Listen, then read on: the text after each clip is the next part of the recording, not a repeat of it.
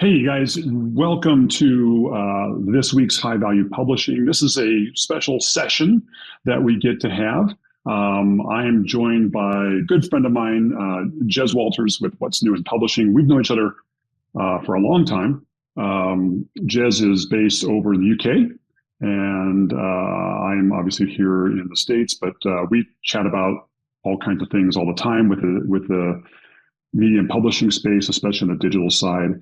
We're going to do these once a month. Jez and I are going to get together. Our goal is to talk through what are the latest stories and developments that are happening in digital media that are going to affect all of you, all of us as publishers and media companies going forward. So this is going to be relatively informal. But if you all have any questions about this, I see we have several people who have showed up to attend this live. That's fantastic. Please use the Q&A session down there, and we'll try to answer any of your questions along the way. But Jez, I'm going to kick things off with you. What's the number one thing right now that's kind of caught your attention? Well, it's a great pleasure to be with you and your audience, Eric. Okay, so the first thing that's caught my attention really is I've just returned from the FIP World Media Congress in Madrid. And it was very, very interesting there because on stage was the head of content, Tom Rubin. Now, it was a small theater, an intimate setting with maybe 250, 300 people present. And he said very clearly that OpenAI and ChatGPT does not scrape through paywalls and it doesn't abuse robots.txt. So he was very, very clear on that. A publisher from London texted me probably about a few minutes after the talk and just said, look, this guy's full of BS because there's a disconnect because publishers' material is being scraped.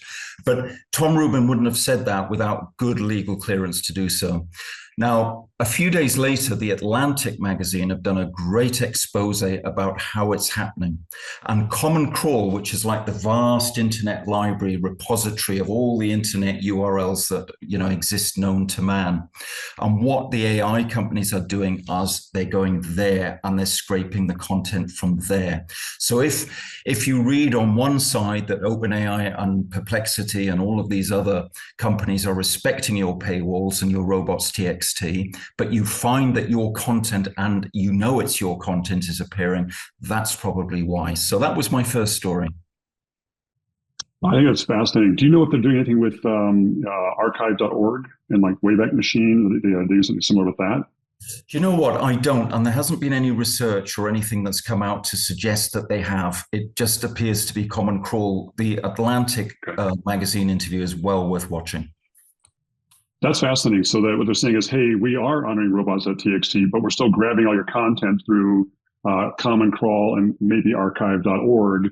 And so that may be something that publishers want to think about. How do you handle your content being indexed with Common Crawl or archive.org? Interestingly, our next week's session, we're going to be talking about AI crawlers, AI bots, whether publishers should block them and how to best block them if you decide to. And so we'll be talking about that next week. So there you go. I'm baiting you guys for next week's session here. I saw the same one, kind of related to the AI. My biggest story I saw was coming through several reports recently. I think we've seen this over the last several months of publishers reporting that the AI search results, especially in generative AI, I think you may not necessarily see this as much when you're using things like ChatGPT or Claude or things like that, but definitely with the Gemini generated AI search summaries is a reduction in traffic to websites from search as a result. I've seen a lot of reports about that. I'm sure you have too. But I was sharing with you, I thought this was something very, very interesting that the number one issue I have with some of those, I don't think that AI is impacting every market as equally as others. In other words, usually you'll see these reports are coming from the large national or international publishers, right? These are national news, national lifestyle or publications or things like this. That's where you're seeing a huge impact in traffic. And the reason why is because their content is relatively commodity. There's a lot of people publishing very, very similar kinds of content out there, and they're very dependent upon SEO. When you go into more niche publications, if you go into like a city and regional lifestyle magazine, Boston Magazine, D Magazine in Dallas, Minneapolis St. Paul Magazine, 5280 here in Denver, right? They're not seeing as much of an impact from Google's AI search summaries on their traffic. It's because their information isn't as much of a commodity. They are still relatively dependent upon SEO, but not as much. They have a lot on social. They have a lot on email, and they have a local content advantage. And then you get into like even more niche. You get into like the national B2B trade folks. This is folks talking to plumbers, to restaurant owners, to auto body repair shops, meat and poultry processing, all that kind of stuff. They're not seeing anywhere near as much of an impact from the AI generated results because their information is not commodity. It's very niche. They're not as dependent upon SEO. And then even into more niche, like city and regional publications in the United States, we call it the Alliance of Area Business Publishers. I'm actually seeing some of those publishers that are growing on the SEO traffic because very low commodity, very local content, very not as much dependent upon SEO. So even though I'm seeing a lot of these reports of AI is killing our business, AI is killing our traffic, I am seeing that happen in certain kinds of publications, but not in other publications. So I think the message is more nuanced than what we read in just the general media pubs. Curious to get your thoughts. Yeah, no, that's really, really interesting. We talked before the webinar, didn't we, or the podcast about this, and I find it incredible data, really, because as you say, or you told me then, it's the big high-ranking magazines that are really crying about this. I mean, it is affecting everybody clearly, but I didn't think for one moment that niche magazines would actually see a small uptick at any point. So it goes to show that it's the highly vocal national newspapers and the big magazines, the Vogues, the Vanity Fairs that are being impacted the most, whereas the niche magazines like, I don't know, High Mountain Climber or Everest Climber are the ones that actually maybe even seeing an uptick. Yeah, I'm curious if anybody who's attending live, go ahead and put in the Q&A to let Jez and I know, are you seeing your search traffic staying flat? Are you seeing it declining? Are you seeing it increasing? And then just tell us what kind of publication you run. Maybe we'll take a look at this here at the end of the session, Jez. I'm just kind of curious to get a little bit more data on that. Anyway, what was your next story? Yeah, my next story was really the value of publisher archives. I've been doing a lot of work over the years with companies and magazine companies actually archiving their whole content. I mean, magazines really do work on a month-to-month basis, and it's really is about the here and now and the news in the now.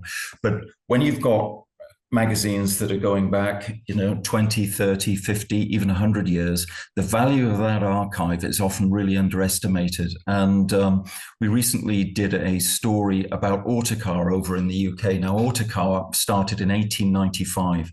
It has 6,600 back issues. To digitize those and put them on page-turning software, and to make that digital archive a good UX experience took 6 months. It was a heavy lift, but the result is that Autocar has seen a 21 times uplift in views to its archive. And more than that, it's then seen an uplift in present day sales of its subscriptions, simply because of getting its archive together, both in terms of UX, in the way it looks, the way it feels, and actually in the promotion of it. And then one of the other things that British publishers are doing, and European publishers, is they're going to libraries and institutions and using a perpetual access licensing model for those institutions, the libraries, to take, say, for example, Autocar's content, because of course it is of historical importance, and to have access to it. And those recur every year. So it's a fantastic source of revenue. There's an early heavy lift, but once it's done. And the final thing to say about it is that it's content from the late 60s, 70s, and 80s that is getting the most traction. So I just thought I'd throw it out there. Yeah. Is it a nostalgia thing, or what do you think it is? Yeah, I think so. You're looking at 50, 40 years ago. So people my age, I lived in Madison in the late 70s. So, there would be nothing better for me than to read an American magazine and read about Kiss and The Sweet and Journey and all of those great, it was an iconic time in my life. And I think a lot of people just want to rediscover and just re-uncover that part of their lives rather than perhaps I wasn't around really in the 60s. And of course, that was an iconic decade, but I've got less interest in doing it. I wasn't really around. I think this is a really interesting point, Jess, in that this is another area that we talk about a lot is content licensing in a variety of different ways. It is a untapped revenue stream that I think a lot of publishers do not utilize to the best of their ability. There could be private deals that you could arrange. I know a couple of publishers are doing some private deals that are very interesting. There's other systems out there that you can do it. It sounds like the one you're talking about is that a UK specific? Yeah, Autocast UK, but it's a trend we're seeing throughout Europe, really, that, institutions and public, big institutions will take archival libraries of magazines because it is part of the historical record. In fact, it's exactly. Yeah, so, and especially all of us who have created all those digital flip books and all those other things like that are truly preserving the publication in its kind of original format, whatever it was back there. That's a huge opportunity. Plus, there's a lot of ones that will take content licensing, like I know Copyright Clearance Center is one here in the United States, and you can put your content even up there digitally for syndication and use out there. You got to be careful about those because some of those content syndication deals, they're then cutting subsidiary licensing deals back to AI. Okay. So you got to be real careful about that. I didn't know. I've learned something there. Yeah. I mean, that's one of the reasons why, frankly, I don't like anybody who knows Smart News or Newsbreak. A lot of publishers will syndicate their content through Smart News and Newsbreak to get extra ad revenue, extra exposure. But if you read the terms and conditions on both of those, you're giving them the ability to sub-license your content to anyone that they want. Now, I don't have any direct information that they're sub-licensing it to, to OpenAI or others. But when you got to be careful when you're licensing your content to somebody else, whether it's to a copyright place like Copyright Clearance Center, whether it's to a archive like you're talking about, or whether it's to like a Newsbreak or Smart News, a content distribution platform. Read the fine print because that's one of the reasons why I'm not a big fan of Smart News and Newsbreak is because of that particular term in their agreement. You're agreeing that they can sub-license your content. So we'll side note on that. That's very valuable for me to know. Yeah. I think the other one that was on mine, speaking of content distribution, there's some platforms that are opening up some new opportunities for publishers. Especially if you're in the United States and a bit more in Canada, maybe just starting over in Europe a bit more. The Nextdoor app is actually quite popular. It's like the second largest social media network out there. Next to Facebook, it's like this social media juggernaut that most people haven't heard of. But they have Nextdoor news accounts that, especially if you're a local publisher, whether it's a local newspaper, like a city and parenting magazine, a regional lifestyle magazine, or a local business publisher. If you're creating local content, you can get a news account in Newsbreak. I wrote a whole article about this on my site, and I'm starting to see traffic coming in from my publishers. They're doing it the way Google News does it. Only Google News got rid of their whole publisher center, and now they're just relying upon AI. You can still create your own account as a publisher, put it in Nextdoor, and then control the content that goes to Nextdoor. Nextdoor feeds it to all their people, but they link to your site. So they're not scraping your content, putting in their own thing. They're actually giving traffic back to your site. I've had some publishers, some local regional publishers, who are seeing now 10% of their traffic coming from Nextdoor. My word. which is a neat little add-on, and it doesn't cost a dime. They see it as a win-win-win. I was fortunate. I'm actually on the Nextdoor Publishing Council, so I get to speak into their product development and represent the needs of publishers a little bit on that. The other one that I found was really interesting is Reddit has kind of released this whole set of publisher tools. They actually have their whole publisher, what do they call it, their publisher playbook out there now, specifically talking to publishers about how to engage in Reddit and get more traffic from Reddit. So I think this is really interesting. Some new, there's this fragmentation of content distribution that publishers need to be aware of and need to be embracing and looking at, especially if they drive traffic back to you. So that was my third thing I wanted to bring up. Right. Okay. Well, leading on from that, I've got an anecdotal story I wanted to share with everybody. In 2021, I visited Cannes Lion. Cannes Lion is the global ad tech and ad festival in France, and it's probably the #1 in the world, I would say. And when I visited there, I took a reporter, and we both went there, with full of optimism. And what struck us immediately was how we were viewed as naive and cute by the ad tech people there, because we were coming off the back of interviews with Condé Nast Hearst and all the big media players in Europe, like Immediate Media, Bauer Media, Axel Springer, who were taking the sunsetting of third-party cookies very, very seriously, and they were devoting and diverting immense amount of revenue and funds to get new solutions in place for when cookies would sunset. Now, all the ad execs, bar none, didn't believe that what Google was saying was the truth.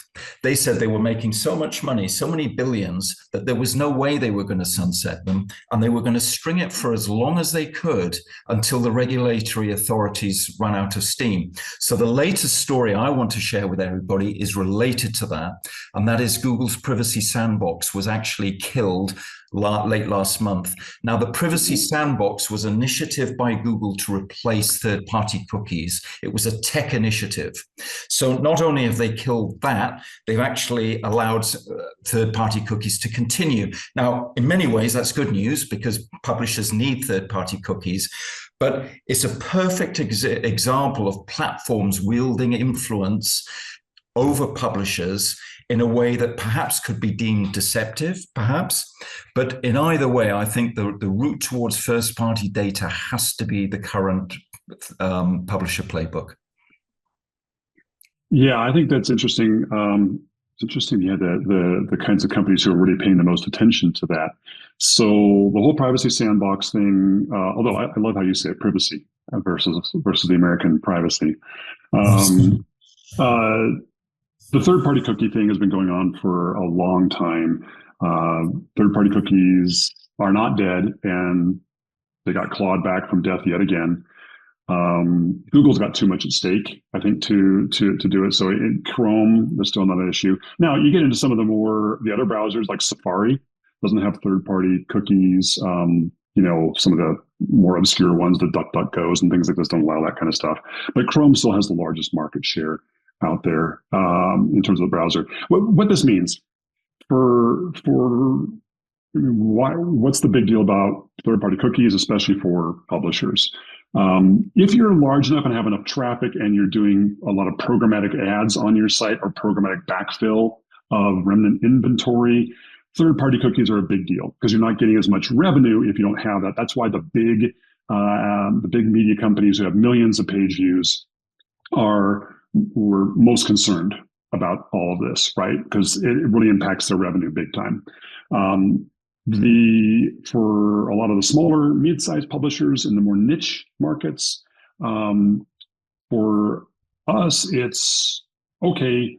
Maybe we're not doing a lot of programmatic backfill, but maybe we're buying programmatic advertising, whether it's display or whether it's on social media, to generate lead gen programs for our clients or to promote paid subscriptions or to do co-branded social media advertising, right? And in those ways, losing the third-party cookies lose our ability to target some of our audiences on there. So I think this is just another key thing. There's all this big ado about third-party cookies going away, at the end of the day, Jez, it sounds like they're not going away, at least not for the foreseeable future. And so that's one less thing publishers need to worry about at this time. Yeah, absolutely. And also, it was a lesson to me to pay far more attention to the ad execs in the room. I think the publishers often are behind the curve, and if you have a programmatic ad team or something like that, they're now my go-to people to really see what's going on in the space. Nice. Kind of my last thing I wanted to go over here is I wanted to talk about email deliverability. Yay, how much fun is this? One of the publisher's favorite things to talk about. But email deliverability is a very, very serious issue. Most publishers, if you're doing it right, your number one or number two traffic referrer should be your email newsletter. By the way, if it's not, you're doing something wrong. You're doing something wrong. Either in your acquisition strategy, your reputation strategy, your newsletter strategy, whatever it may happen to be, but it should be your number one or number two referrer. So inbox deliverability is a huge thing. All of the inbox providers, whether it's the Gmail, Google Workspace, Microsoft, Yahoo, Apple Mail, all of them are really tightening down on the deliverability requirements.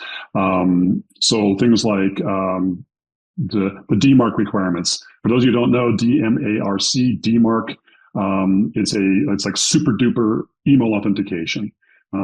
Go research it. We'll have a whole session on DMARC down the road here.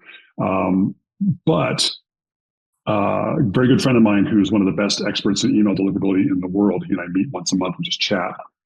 He believes that, if you look like in Google Postmaster tools, you actually see various compliance in there. He's firmly in the belief that publishers will need to move not just from DMARC monitoring, which is what most publishers have right now. They just publish a, hey, yeah, we got a DMARC record out there, but they're not really doing anything with it.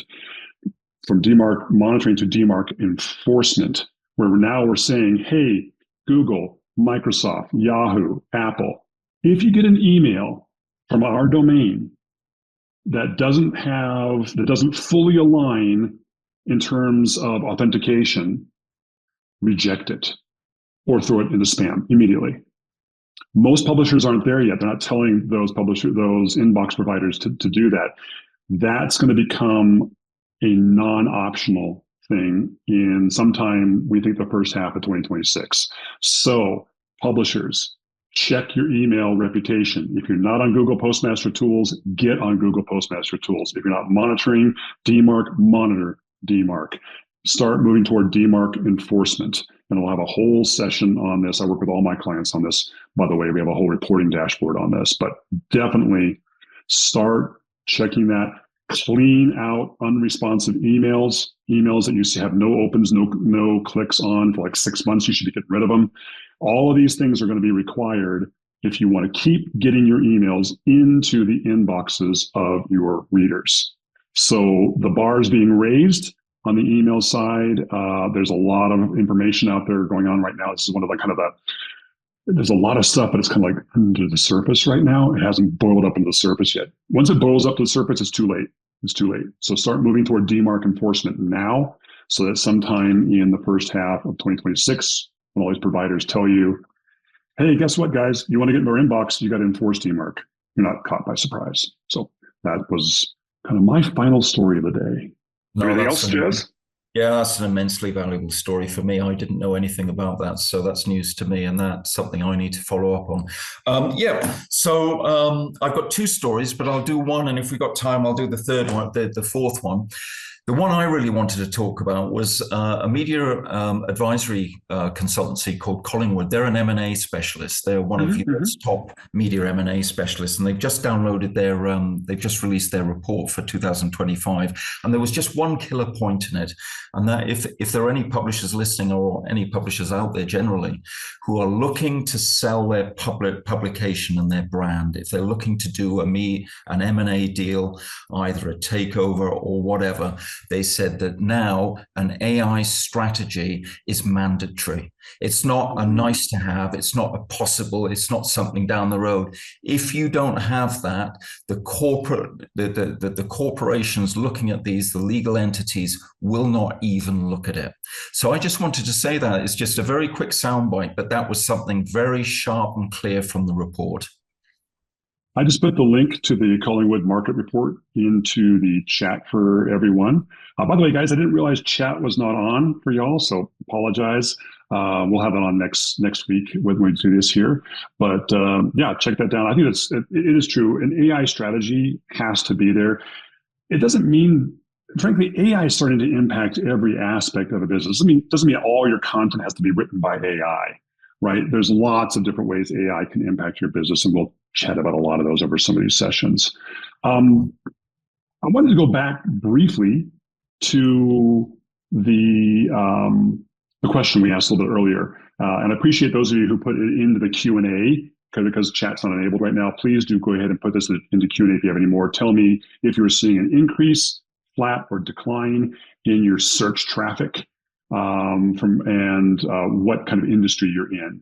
So it's very interesting. I had four different companies, three companies who were B2B trade publishers. One of them said that they're seeing a decline in their in Google search traffic. Two of them they've seen a steady uptick coming over the last several months. So I'm not sure what to make of that without diving in deeper. Here's what I can tell you. Publishers who are not doing the SEO fundamentals well are going to struggle. You're going to struggle. So, if you're not, the bar has also been raised on the SEO. So make sure you're doing the fundamentals right, or I don't care what market you're in, you're not gonna do well. Another one here. Someone is seeing a hit in traffic on their largest brand, but didn't say what kind of publication it was. This one says we publish small, regional, and niche magazines and have seen better search traffic in 2025 than ever before. That goes back to what we were talking about, Jez. Yeah. Local publishers, local content. It's not a commodity. They're not struggling as much. Again, you got to do the fundamentals right. Yeah. So I thought that was very interesting. Here's one, I think, from a regional business publisher. It says, our search traffic is steady, but one story can make it spike. Yeah, that's absolutely true, especially if it gets picked up in Google News or Google Discover.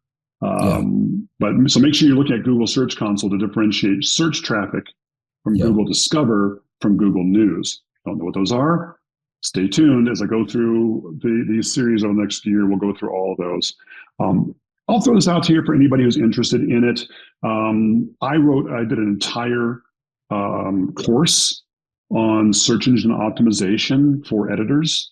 If you're interested in it, I'll throw that out in there. It's like a 3 to 4 hour long course, self-paced. Feel free to check it out if you want to out there. But you've got to be doing the SEO fundamentals right if you're going to even hope to handle that. We had another question come in. Says, do you see super niche publishers having a new revenue stream coming from suing AI companies for using our content? What do you think about that one, Jez? Could you repeat the question again, please, Eric? Some niche publishers, like ultra niche publishers. Yeah. Could there be some sort of a revenue stream by suing AI companies for using their content? I have a definite thought on that. I'm curious to get yours first, though. Yeah, my thought it would have to be collective, and it would probably have to be under the umbrella of a trade organization. And I think without that, absolutely not. I think the legal teams and the amount of money. I think if anybody wants to see what you're up against, watch on Netflix the series, the 4-part series, Pepsi, Where's My Jet, where Pepsi promised a Harrier jump jet as a promotional offer, and you'll see what you're up against. Absolutely not. It has to be under a trade association, under a collective framework, then go for it. Yeah, I'm 100% agreed. Individual publishers trying to go up against, OpenAI or any of these other, or Google Gemini, good luck. You are not going to have the financial resources or the time to do that. So I 100% agree with you. Yeah. All right, my friend, this was fun. Yeah, it was a pleasure. I can't wait to do it again. I've got more stories to talk about, but we can wait till next time. But I really enjoyed that. And I learned a lot from you, I have to say. There are a few things I need to follow up here. You and me both. There's a lot going on, so I love that we're doing these sessions. For everyone who's attending, we're going to do these second Monday of every single month. Jez and I are going to go. I'm just going to talk about what's happening, what's new in publishing. By the way, speaking of what's new in publishing, go check out Jez's site. It's just do a Google search for what's new in publishing. He publishes on a regular basis out there, keeps people going on what's happening in the media industry. It's one of my favorite sources. So check it out, and we'll dive in a little deeper on what's new in publishing next month. Great. Good seeing you, Jez. Thank you. Thanks. Cheers. Bye-bye.